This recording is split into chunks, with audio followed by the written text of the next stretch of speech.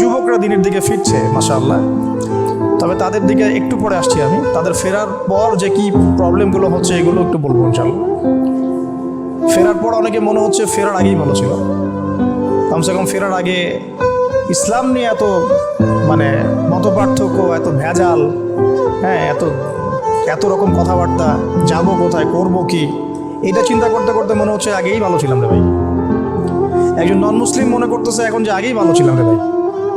ইসলাম কবুল করার পরে এখন তো দেখি যে 10 জন 10 কথা বলে, 10 জন 10 মতো চলে, এক একজনের সাথে শত্রুতা পোষণ করছে। প্রথমে বুঝতে পারে না, আস্তে আস্তে আস্তে আস্তে যখন ভিতরে যায় তখন বোঝে যে বাপরে বাপ, অবস্থাটা ক্রিটিক্যাল। পরিবার নিয়ে শুরু করেন, পরিবারও জাহান্নামের টুকরা।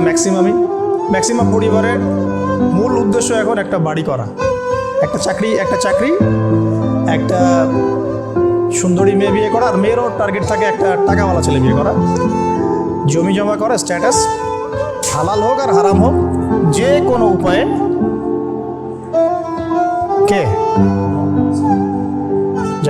যে কোনো উপায়েই আমাকে দুনিয়াতে এটা অর্জন করতে হবে, এই হলো বিষয়। সমাজে যান, সমাজে ওই হাদিস চলতেছে, কোনটা? আনতালি দালামাতু রাব্বাতুহা, দাসী তার মনিবকে জন্ম দিবে। এটার ব্যাখ্যা আমরা যেটা বুঝি যে সমাজে ন্যায় অন্যায়, হক বাতিল, সত্য মিথ্যার মানদণ্ডটাই উল্টা যাবে, কারণ দাসী আসলে মনিবকে জন্ম দেয় না।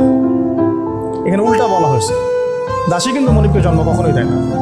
আমি সিঙ্গাপুরের একটা ব্যাখ্যা করেছি একটা লেকচারে, কিন্তু সেটা হচ্ছে একটা আধুনিক ব্যাখ্যা, যেটা এখন অনেক কান্ট্রির মধ্যে এভাবে ভ্রূণ ভাড়া নিয়ে সন্তান জন্ম দেওয়া হচ্ছে। এটা একটা অন্য সেন্সের ব্যাখ্যা, কিন্তু অরিজিনালটা কি, ফিলোসফিক্যাল ব্যাখ্যাটা হচ্ছে দাসী কিন্তু আসলে মনিবকে জন্ম দেয় না। মানে সমাজের সত্য মিথ্যা, ন্যায় অন্যায়, হক বাতিল মানদণ্ডটাই উল্টে যাবে, যেটা এখন হয়েছে সমাজে।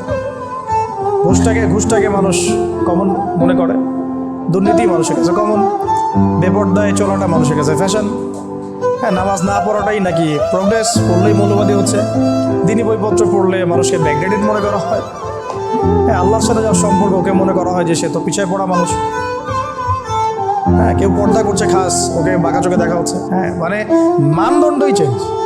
যেটা আসলে হালাল ওটাই মানুষ হারাম করতেছে, যেটা হারাম ওটাই হালাল করে দিচ্ছে।